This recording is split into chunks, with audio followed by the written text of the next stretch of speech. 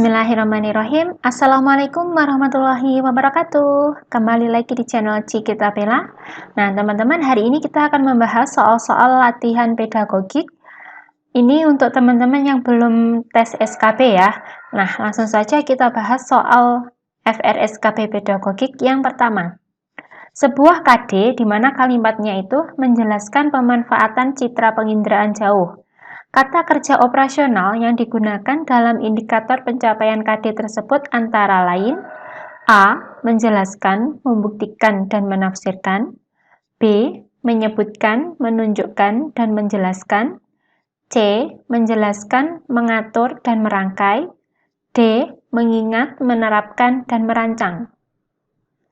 Jawaban yang benar adalah yang B. Menyebutkan, menunjukkan, dan menjelaskan. Untuk yang option A itu salahnya di membuktikan dan menafsirkan.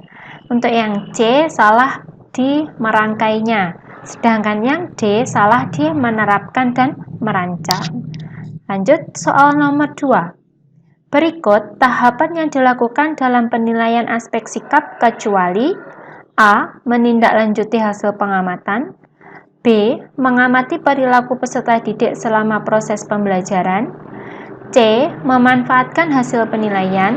Atau D. Mencatat perilaku peserta didik dengan menggunakan lembar observasi. Jawaban yang benar adalah yang C, yaitu memanfaatkan hasil penilaian, di mana ada tahap-tahapan dalam melakukan penilaian aspek sikap antara lain. Yang pertama, yaitu mengamati perilaku peserta didik selama proses pembelajaran. Yang kedua, mencatat perilaku peserta didik dengan menggunakan lembar observasi. Yang ketiga, menindaklanjuti hasil pengamatan. Dan yang keempat, mendeskripsikan perilaku peserta didik.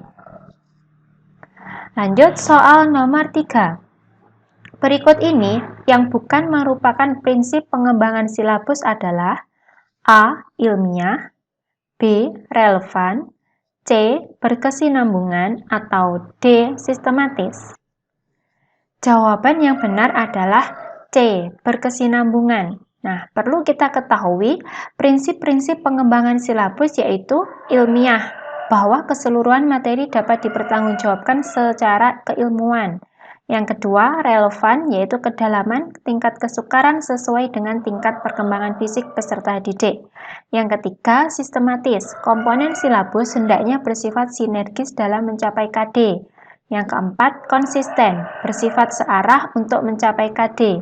Yang kelima, memadai, yaitu memadai untuk menunjang pencapaian KD. Yang keenam, aktual dan kontekstual, terwujud dalam realitas kehidupan. Yang ketujuh, fleksibilitas, yaitu mengikuti perubahan yang terjadi dalam masyarakat.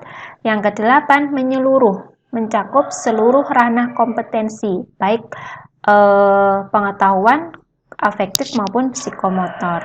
Nah, di sini saya membuat singkatan dari 8 prinsip pengembangan silabus, yaitu il re siskon meak fleru, atau il-nya ilmiah, re-nya relevan, sis-nya sistematis, kon-nya konsisten, me-nya memadai, ak-nya aktual dan kontekstual, fle-nya fleksibilitas, dan ruh-nya menyeluruh. Jadi teman-teman bisa menghafalkan kata kunci yang saya buat ini atau singkatan yang saya buat. Misalkan teman-teman punya singkatan lain, bisa ya teman-teman, yaitu il re siskon meak fleru, gitu ya. Lanjut, kita bahas soal yang nomor 4. Dalam pembelajaran berikut, yang termasuk 4 ragam sumber belajar adalah A. Alat peraga, guru, buku paket pelajaran, dan LKPD. B. Guru, media pembelajaran, buku, dan lingkungan belajar. C. Kepala sekolah, guru, guru BK, dan instruktur. D. Instruktur, buku, job sheet, dan peralatan praktik. Nah, yang termasuk 4 ragam sumber belajar adalah yang B, yaitu guru, media pembelajaran, buku, dan lingkungan belajar.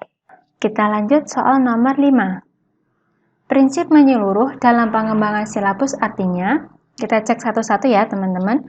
Komponen silabus mencakup seluruh ranah kompetensi, baik kognitif, afektif, maupun psikomotor. Kita simpan dulu.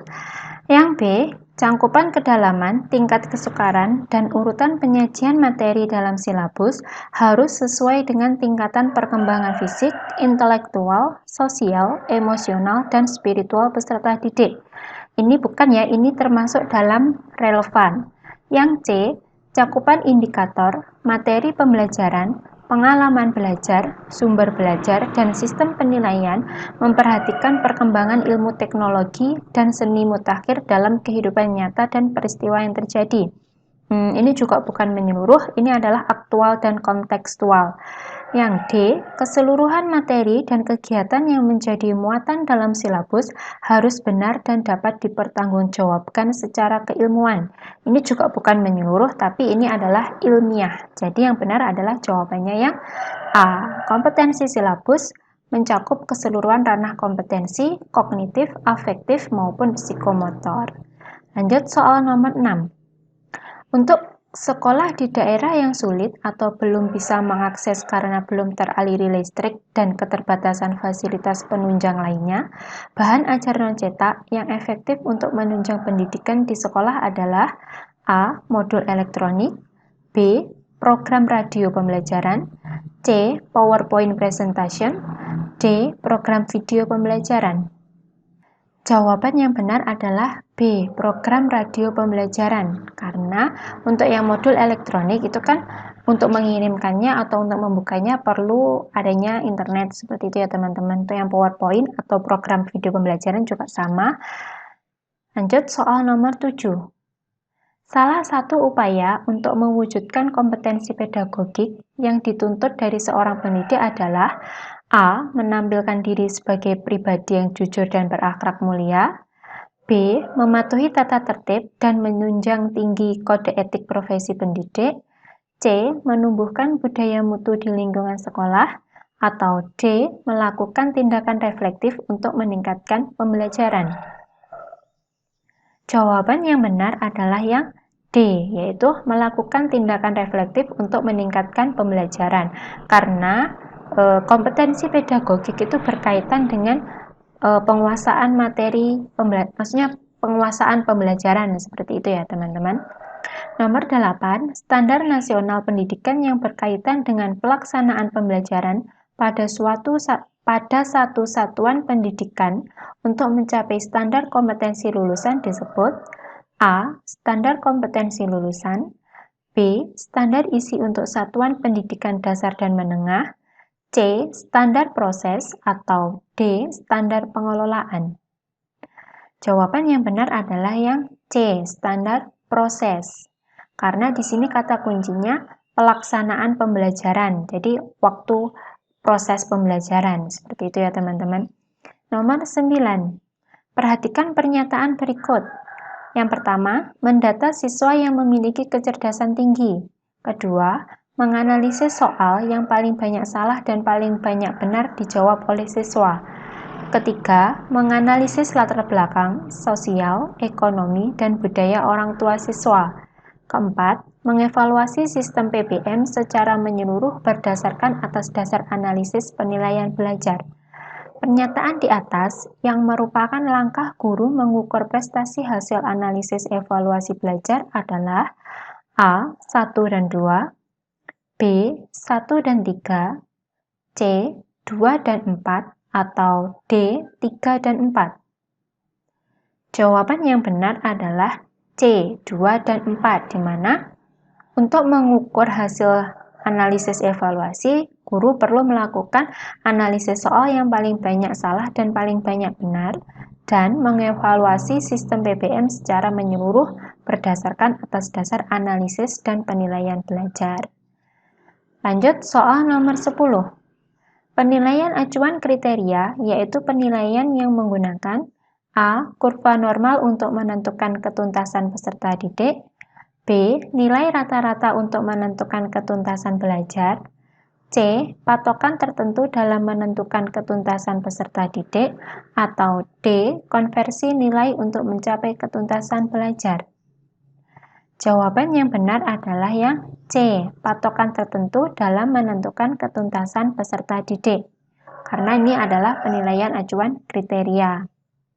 Lanjut soal nomor 11.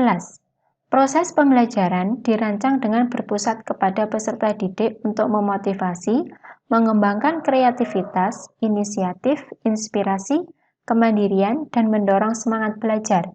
Hal ini merupakan salah satu prinsip yang perlu diperhatikan dalam mengembangkan RPP. Prinsip tersebut adalah A. Mendorong partisipasi aktif peserta didik, B. Memperhatikan perbedaan peserta didik, C. Kebermanfaatan bagi peserta didik, atau D. Ketercapaian kompetensi bagi peserta didik. Jawaban yang benar adalah yang A, yaitu mendorong partisipasi aktif peserta didik. Nah, untuk prinsip-prinsip RPP, teman-teman bisa melihat video penjelasan yang linknya nanti saya tuliskan di deskripsi ya. Oke, sekarang kita lanjut soal nomor 12. Di bawah ini, yang merupakan ciri-ciri penilaian kelas adalah A. Penentuan tujuan tes, penyusunan kisi-kisi tes, penulisan soal, penelaahan soal, perakitan soal, dan analisis soal. B. Penyusunan kisi-kisi tes, penulisan kartu soal, penelaahan soal, perakitan soal, penyajian tes, scoring, dan pelaporan hasil tes. C. Belajar tuntas, penilaian otentik, berkesinambungan berdasarkan acuan norma, menggunakan berbagai teknik dan instrumen penilaian.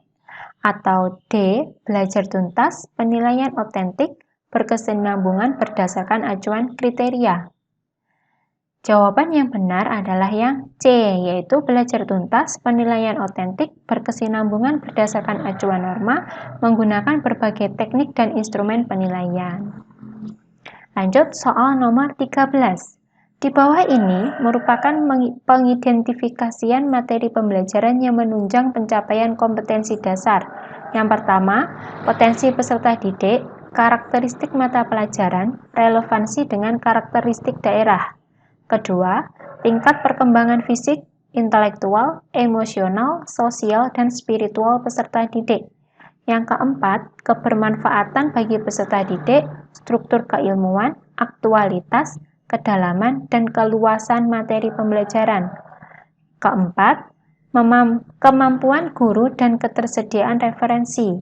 Kelima, relevansi dengan kebutuhan peserta didik, tuntutan lingkungan, dan alokasi waktu. Yang keenam, dana yang tersedia. Dalam mengidentifikasi materi pembelajaran yang diampu guru, harus memperhatikan antara lain nomor A. 1, 2, 3, dan 4, B. 2, 3, 5, dan 6, C. 1, 2, 3, dan 5, atau D. 1, 2, 4, dan 5. Jawaban yang benar yaitu yang B. 2, 3, 5, 6, di mana hal yang tidak perlu diperhatikan antara lain potensi peserta didik, karakteristik mata pelajaran, relevansi dengan karakteristik daerah. Dan yang nomor 4 yaitu kemampuan guru dan ketersediaan referensi. Oke, kita lanjut soal nomor 14. Pak Adi, guru TIK, mengajarkan langkah-langkah mengirimkan email. Materi pelajaran yang dikembangkan Pak Adi tersebut termasuk dalam kategori A. Konsep, B. Fakta, C. Prinsip, atau D. Prosedur. Jawabannya adalah D. Prosedur, karena di situ ada kata kunci langkah-langkah gitu ya teman-teman. Jadi jawabannya yang prosedur. Lanjut soal nomor 15. Karakteristik yang paling menonjol yang dimiliki oleh suatu model pembelajaran adalah bahwa model pembelajaran itu A. Mempunyai sintak atau tahapan pembelajaran, B. Memberi jaminan mutu pembelajaran, C. Menjamin hasil pembelajaran, atau D. Menyatakan tujuan pembelajaran. Jawaban yang benar adalah yang A, yaitu mempunyai sintak atau tahapan pembelajaran, di mana sintak dari model pembelajaran satu dengan model pembelajaran yang lain itu sintaknya berbeda-beda. Nah, sekian tadi latihan-latihan soal untuk SKP Pedagogik. Semoga latihannya bermanfaat, tetap semangat, semoga kita semua bisa menjadi ASN. Wassalamualaikum warahmatullahi wabarakatuh.